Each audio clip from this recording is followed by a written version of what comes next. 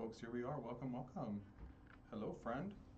Thank you for joining me today for our fun little broadcast. I'm actually going to be giving you some news that you might have missed in Denver this week. We've got a pretty big show today. I tried to go through all of the publications and kind of get a full breakdown of what's happening with ICE in this city. But with that being said, let me just get right into our intros. Hello and welcome to Denver Today, the show where we break down your local headlines and why they matter. Live from KUHS Radio, your home for independent media in the 80216. Today is Wednesday, January 28th. I am your host, Luis Bustos. Feel free to reach out to us through TikTok, Instagram, Facebook, any way you can find us, reach out to us. We will get back to you. And while you're there, give us a follow so you can stay in the loop on what's happening in Denver news. This episode is brought to you by Inspire Success Coaching and Consulting. A little bit more about them here in just a few minutes. Before we get into the show, I just want to say happy Wednesday. I hope everybody had a good weekend. I know we don't have a Monday show quite just yet, but we will soon. Trust the process. Today's actually our third episode, believe it or not. So it's really exciting that we're kind of in this position where the show is growing and it's evolving with you as our listener, and if there's anything that you want to see more of, anything that you don't like, tell me. I want to grow this show to be the best it can be. My background in journalism is mostly with the camera work and interviewing and being out in the city. So this is a little new to me, just kind of being here in front of the camera talking to you. So please forgive me if I slip on my words here and there. Just know that I'm working my best to grow into the journalist that you need on your side, okay? With that being said, let's get right into it. I got a nice little story. Well, it's not a nice story, unfortunately. It's a little crime. We're going to start off with crime this episode. But let's just get right into it.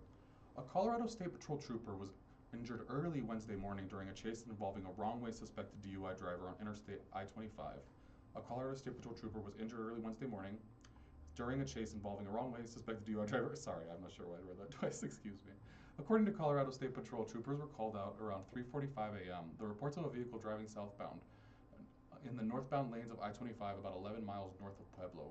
Investigators say the driver, a woman in a Honda sedan, eventually turned around and continued north, but initially refused to stop for law enforcement. Troopers were able to catch up to her near mile marker 123 close to Pikes Peak International Raceway. As one trooper tried to position their patrol car to block the vehicle, a separate driver in a Hummer crashed into the trooper's car.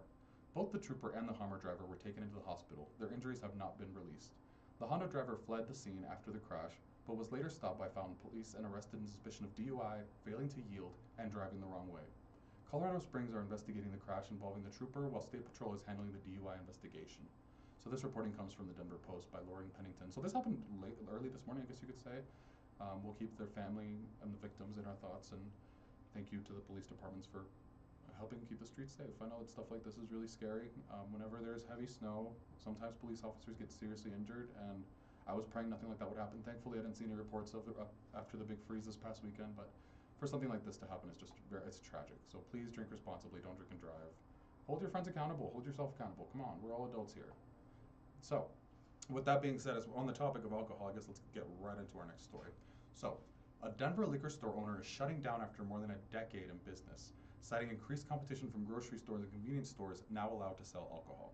This has been a story that I've been kind of watching for a couple years. I used to have a friend, well, she's still my friend, but I have a friend that used to own a liquor store, there you go. And basically, as soon as the initial bill passed, she sold the minute she could because the writing was on the wall. And I think a lot of local liquor store owners are starting to kind of feel the heat when King Soopers and Walmart can compete, especially Walmart. What Walmart does to communities is irreprehensible, by shoveling small business out and undercutting them and then raising prices. It's kind of Walmart's habit, right? Pattern, you could say. But let me just get right into the rest of the story. So, Baker Wine and Spirits announced it's closing after the owners say numbers simply no longer work. Co-owner Lawrence Slade told Denver 7 that once full-strength beer expanded into grocery stores and gas stations, business took a hit. But when wine sales followed, the impact was fast and compounded year after year. Slade said rising costs, higher rent, and competition from thousands of new alcohol retailers statewide made the decision unavoidable.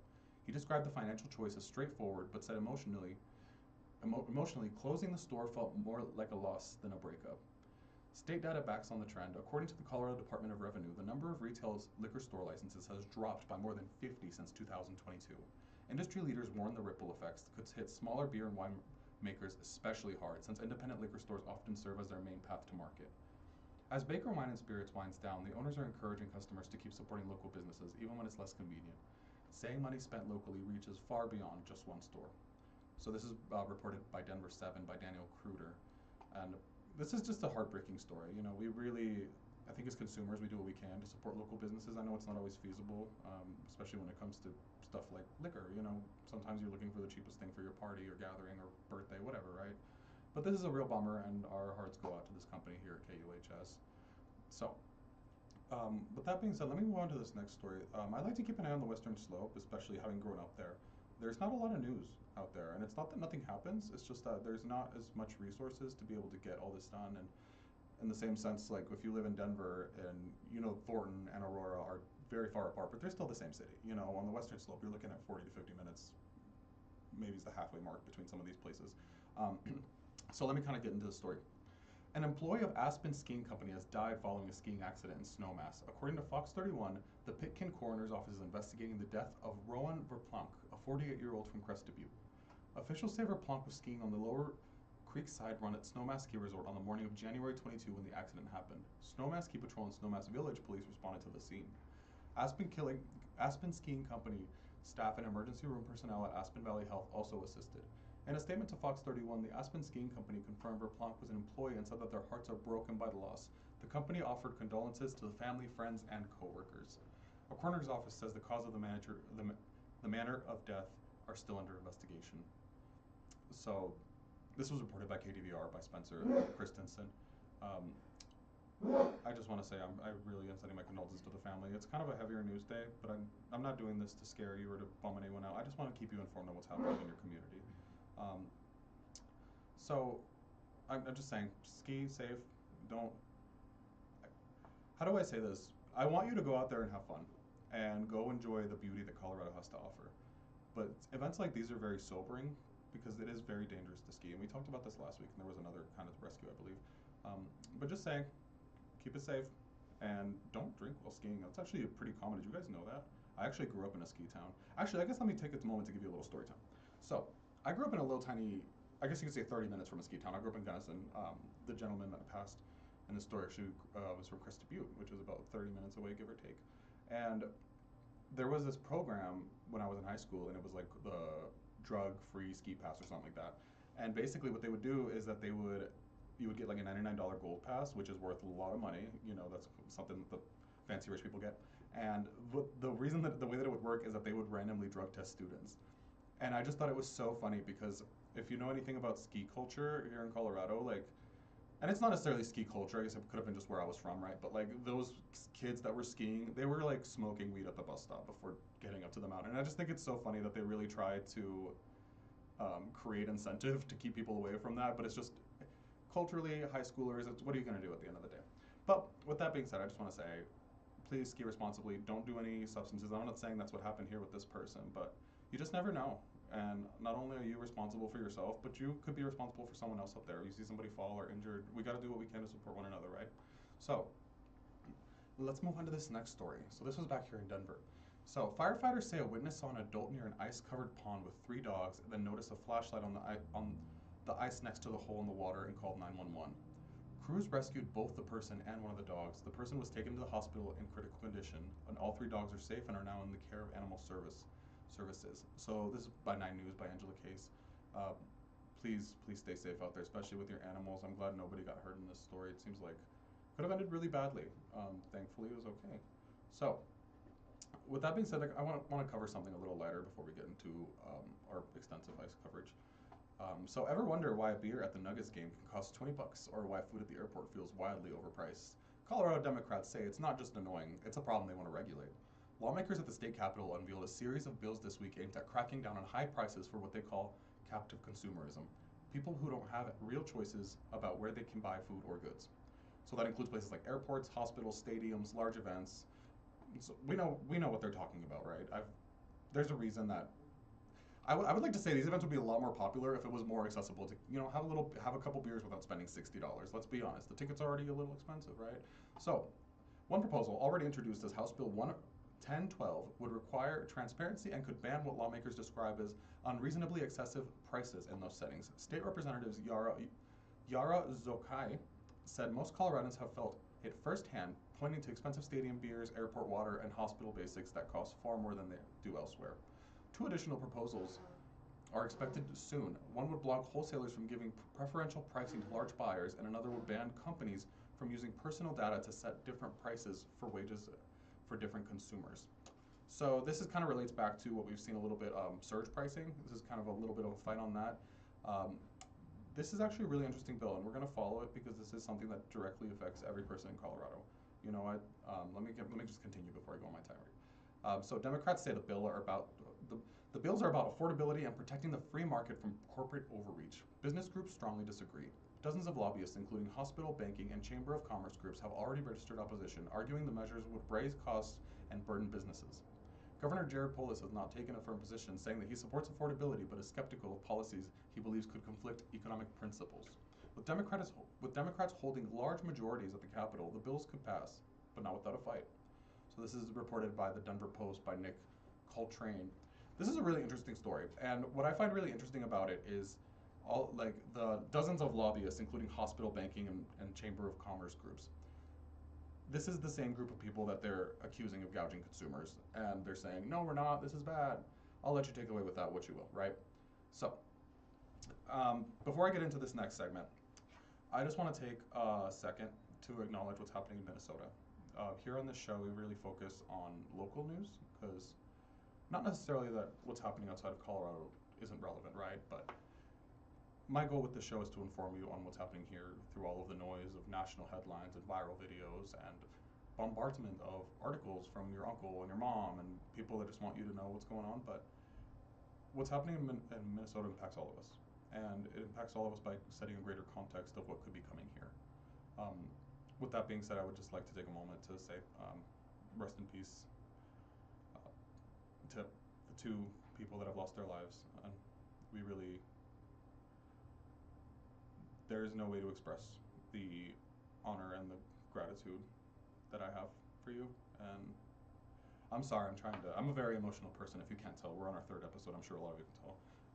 But yeah, I just want to keep you updated on what's happening. So let's get into it. I've got about 4 stories explaining the ICE within the context of here in Denver, Colorado.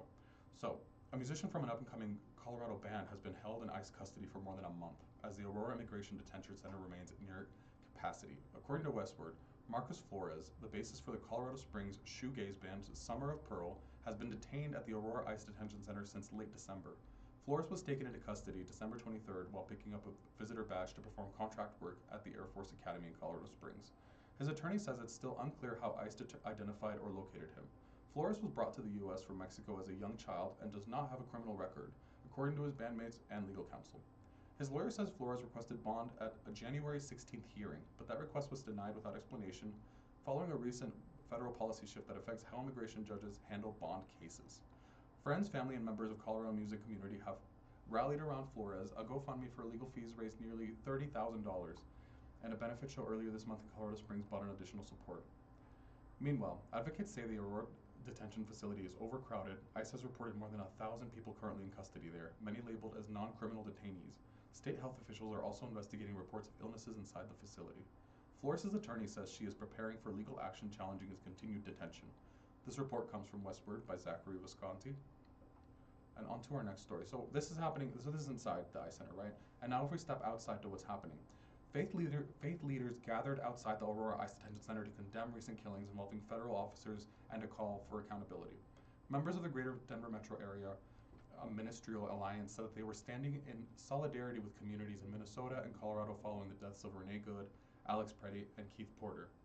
During encounters with federal agents, speakers called the uses of force unnecessary and said the incidents pushed them to take public action. Alliance leaders also voiced support of Minnesota officials, including Tim Waltz and Jacob Frey, who have called with federal immigration enforcement to withdraw from their state. Several faith leaders questioned federal explanations surrounding the shootings, saying the video evidence contradicts claims that officers feared for their lives. They also criticized national officials who have publicly defended the actions of federal judges. Rabbis from Temple Emmanuel joined the gathering, emphasizing that violence against innocent people, including children, is never acceptable. Advocates for justice for Black Coloradans also spoke, calling for transparency, dignity, and what they describe as a profit-driven incarceration.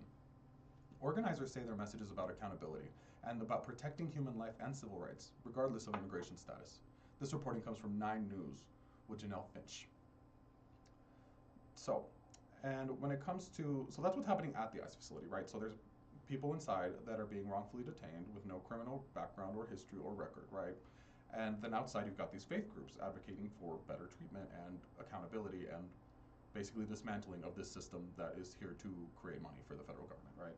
For lobbyists and contractors and back end deals, right? We know how this happens. It's the same thing as the prison industrial complex, right? So, with that being said, let me talk to you about what Mike Johnson said. So, Denver Mayor Mike Johnston says he is prepared to push back if federal immigration enforcement comes to Colorado. The comments come as fear and anxiety ripple through immigrant communities following two deadly encounters involving federal agents in Minneapolis earlier this month. Speaking Monday in Denver, Mike Johnston said those events have shaken people here at home, especially residents worried they could be next, or worried about standing up for neighbors who might be targeted. Johnston made it clear where he stands. He said protecting Denver residents is his top priority, and if U.S. Immigration and Customs Enforcement were to step in, he would want them out of the city. The mayor pointed out what he called a three-part approach. First, prevention. Johnston says Denver has seen major drops in homicides and homelessness, and has taken in more immigrants per capita than any other major city, connecting people to services rather than learning them on the street, right? Than leaving them on the street, pardon me. Second, legal action.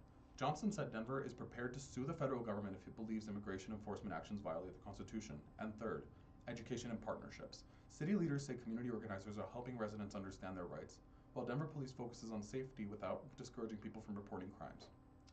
So, Denver Police Chief Ron Thomas said immigrants need to feel safe calling police and that protecting First Amendment rights during protests is part of keeping the city stable and calm. When asked directly whether he would be as vocal as Minneapolis leaders if ICE came to Denver, Johnston did not hesitate. He said enforcement actions like this, or the ones in Minnesota, do not make cities safer, and pointed out the recent deaths there as proof. Johnston added that he is not worried about political backlash, saying his responsibility is to protect everyone who lives in Denver and to expect the federal government to follow the law.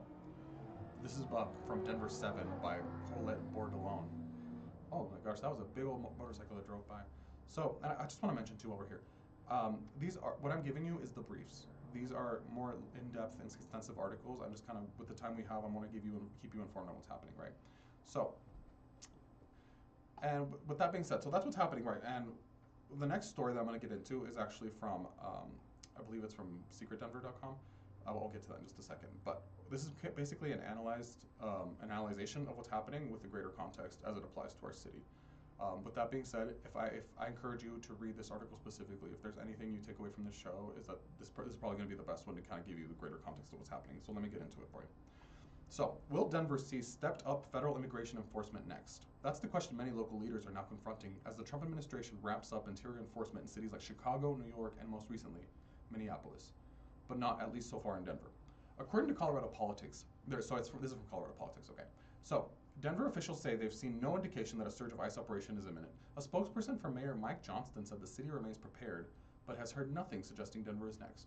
Governor Jared Polis has also been cautious. Through his office, he says what's happened in Minnesota is disturbing and has criticized the lack of transparency around federal enforcement action. That concern intensified after 2 U.S. citizens were killed by federal agents in Minnesota this month. Incidents have raised alarms among civil rights groups and Democratic lawmakers here in Colorado. Attorney General Phil Weiser recently launched an online tool allowing Coloradans to report alleged misconduct by federal agents, signaling a more confrontational stance if enforcement expands. At the same time, legal experts say ICE's authority, while broad, is still limited, particularly when it comes to entering private homes without judicial warrants. Republicans, meanwhile, argue the administration is simply following through on promises to crack down on illegal immigration and reduce crime. For now, Denver remains on the sidelines of stepped up enforcement, but with political tensions rising and election year underway, many leaders say they're watching closely. And this analysis comes from Colorado Politics by Nico Brambilla. And I'm telling you, this is a great article if you really want an in-depth analysis of what's happening here in Colorado, or what could happen here in Colorado based on what's happening around the U.S. With that being said, I'm going to take just a second and play just a little ad before we come back. So we can and then we'll kind of get into a little bit of what's happening on some of the lighter stories.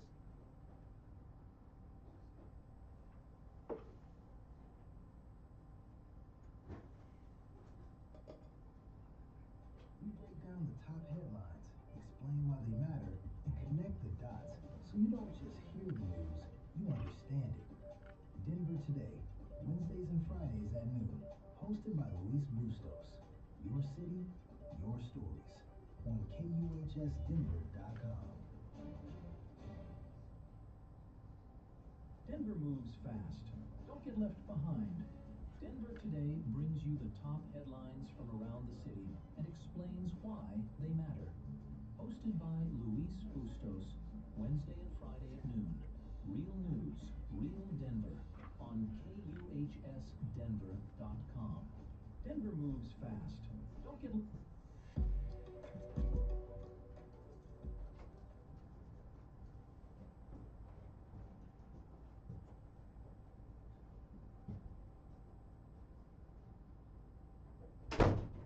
All right, Denver, we are back. I believe we are back.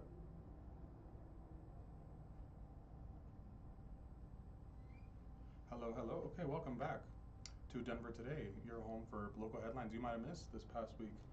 So this segment of our show is going to be a little bit lighter. I know that it was ICE is a little bit heavier to talk about, especially here living in Denver. We have a very huge, diverse population of people here, and the thought of anyone not feeling welcome here is shocking, jarring. You could say it's even anxiety-induced, and it's scary, and that's okay to acknowledge. I think that the more that we can acknowledge the reality of what's happening, the more effective we could be at facing it head on, right? There we go. So, RTD may start charging for parking at park and ride lots across the Denver metro area as the agency looks for ways to close a projected $200 million budget deficit. According to CBS Colorado, Regional Transportation District is reviewing all possible revenue options, and that includes adding parking fees at park and ride locations, which are currently free for most riders. RTD operates more than 80 park and ride lots across the metro area, and many commuters rely on them, especially people traveling to work, heading to Denver, or heading to Denver International Airport. Right now, RTD only charges out-of-district users for people who leave their cars for more than 24 hours. Under the proposal being discussed, parking fees could expand to everyone. Some riders told CBS Colorado they're concerned added costs would make commuting harder, especially if fees come without better security. Several commuters shared stories of break-ins and vehicle thefts at park and ride lots, saying they'd expect stronger security if they're asked to pay. RTD says about 70% of its budget comes from sales and use taxes. The CEO, Deborah Johnson, says the agency is waiting on an update tax forecast before making any decisions.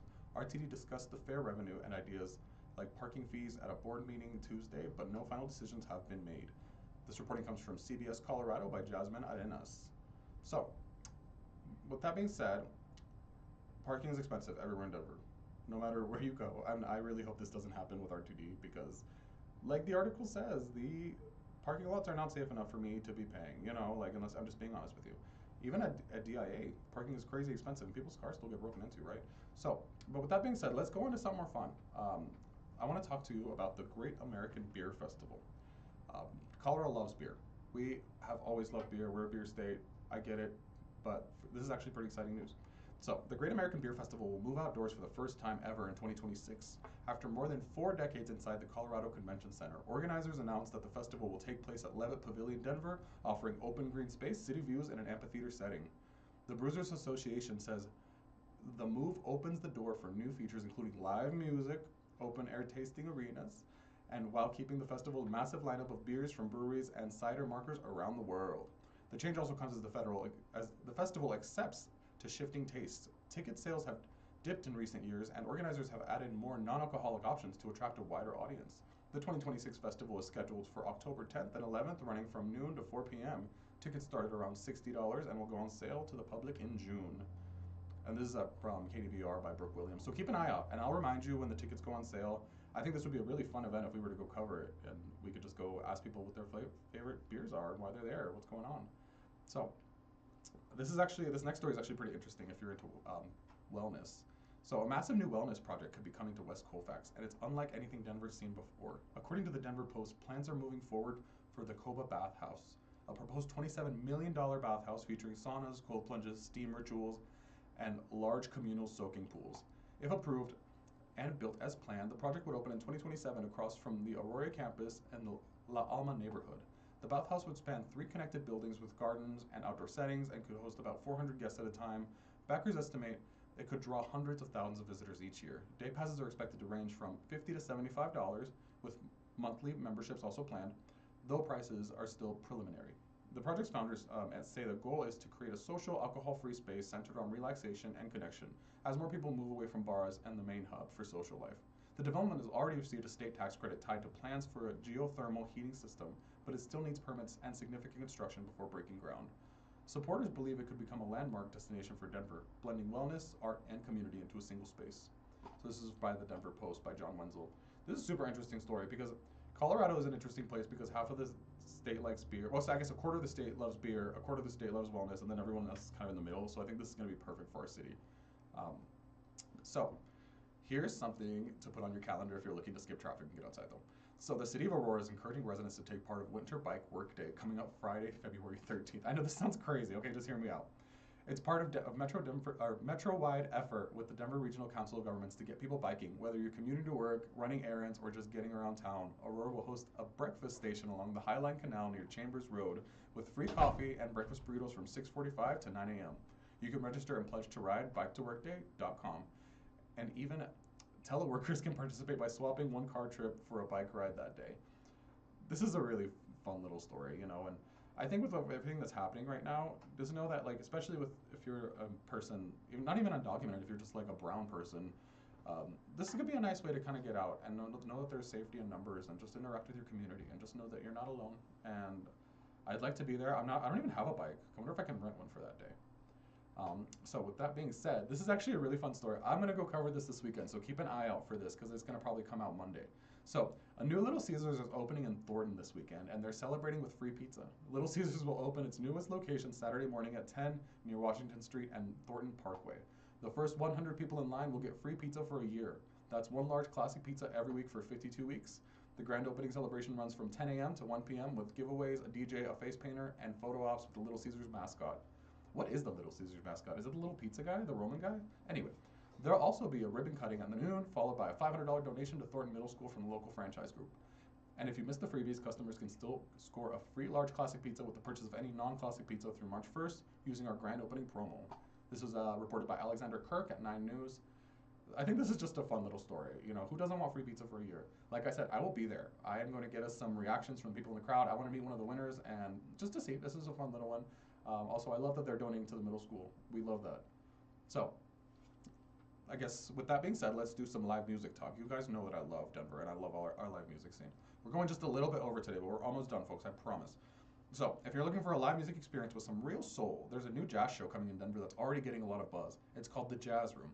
It's bringing classic jazz, blues, and swing and soul to the Church nightclub in the Golden Triangle. The show draws inspiration from New Orleans jazz clubs, with live music performing everything from early jazz standards to improvised pieces, and even theme nights honoring soul music, Frank Sinatra and Louis Armstrong. Organizers say the goal is to recreate that intimate, smoky club feeling where the music is front and center and every note feels close. I love jazz. We should go cover this one too, team. So, the Jazz Room begins in Denver. It's Denver run January 31st with multiple dates scheduled into March. There are 2 shows each night, typically at 6 and 8 p.m., and the tickets start around $30. The experience is already toured dozens of cities and has earned strong reviews with audience praising the musicianship and atmosphere. This comes from Secret Denver by Eater Dade. So I just want to say there's a lot going on this week, and with the stuff that we covered from ICE, do not feel like the whole city is coming to a stop, because that's arguably what they want, right? They want everyone in their house scared, being afraid to interact with their communities, because that's how they can sell you on these narratives of everything that's happening. We saw it right here. Colorado crime is down. Colorado homicides are down. The city is developing. There's new business coming to the city. There's new developments. There's music. And on top of that, there's community. So with that being said, I really want to thank you for joining us on our show. We'll be back Friday. Our Friday shows are typically a little bit lighter, but depending on what the news cycle is, that might not always happen, right? But with that being said, thank you for tuning in. And I wish you have a great rest of your day.